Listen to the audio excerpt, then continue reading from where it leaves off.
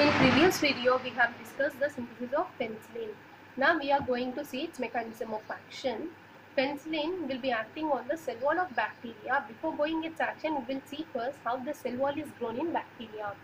Already we have discussed the cell wall contains N-acetyl numeric acid and N-acetyl glucosamine. These both are linked through 1,4 glycosidic linkage.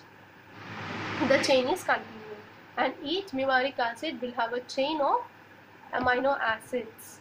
So here what will happen is this is coming and binding to the enzyme D-alanine transpeptidase. In this enzyme you have a OH group that will be adding to D-alanine and removal of this group takes place. So minus D-alanine you have a bond between O and D-alanine. Later the another NAM will also have the chain of amino acids. In the chain you have L-lysine. L-lysine is attached to 5 glutamine units. This glutamine will come and bind to the adjacent chain amino acids, adjacent chain of D-alanine in the amino acid. So what will happen is you will form a bond. After this is attacking, it gives rise to cross-linking. Here how it is cross-linked? One chain of NAM D-alanine is attached to other chain NAM L-lysine through 5 glutamine units. This cross-linking undergoes continuously and leads to the formation of growth of cell wall, which is required for the growth of bacteria. Now we will see where the drug penicillin acting. Before going to that, we will see which enzyme is responsible. D-alanine transpeptidase enzyme is responsible.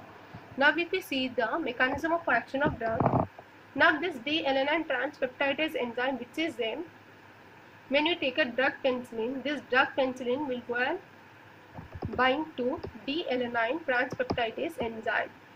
This is the structure of penicillin. Here you have a lone pair on OH. This will go and attack on the carbonyl group. This will convert it into O minus. After attacking, this undergo back shift.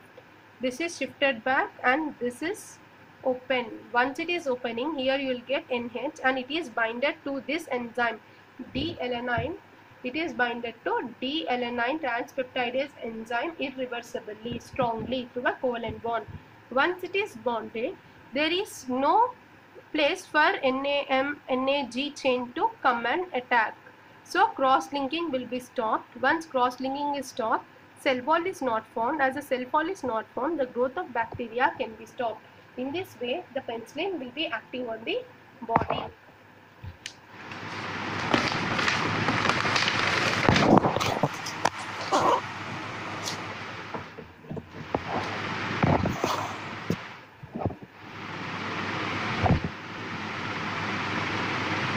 Next, we have seen it. Now, we said penicillin is active only against gram-positive bacteria. Now, we will say why it is not acting on gram-negative bacteria. Because in gram-negative, if we go through the cell wall, it has two enzymes. One is beta-lactamase enzyme and the second one is penicillinase enzyme. Beta-lactamase enzyme cleave the beta ring of penicillin and penicillinase enzyme will cleave the acyl group which is present on penicillin.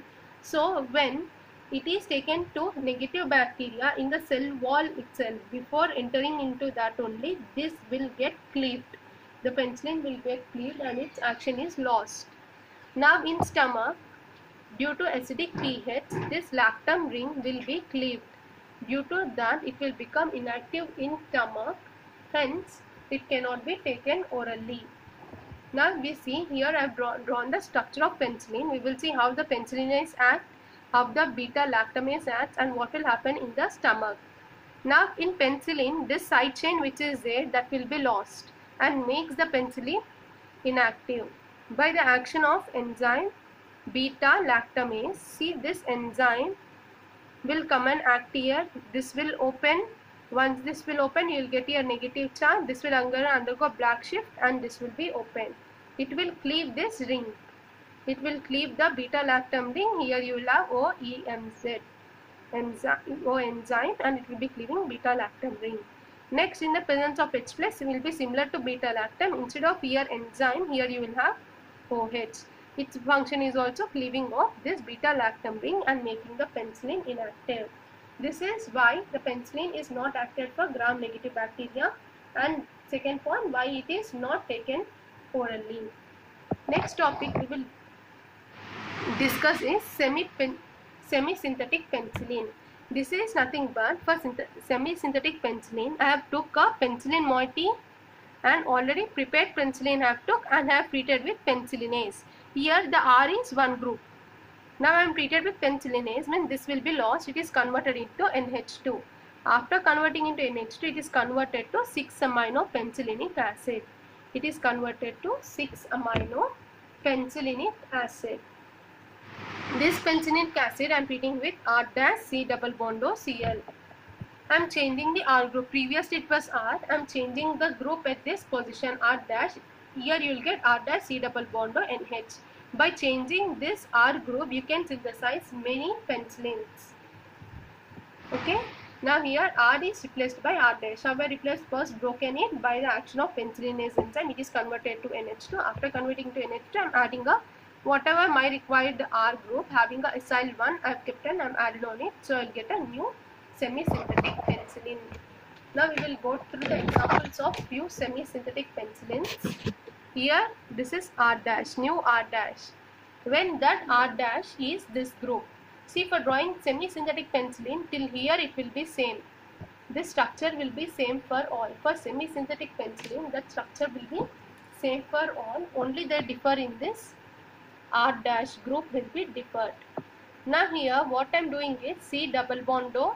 After writing this C double bond O, you have to keep CH, NH2, CH is attached to the phenyl. At phenyl, if you have a R group.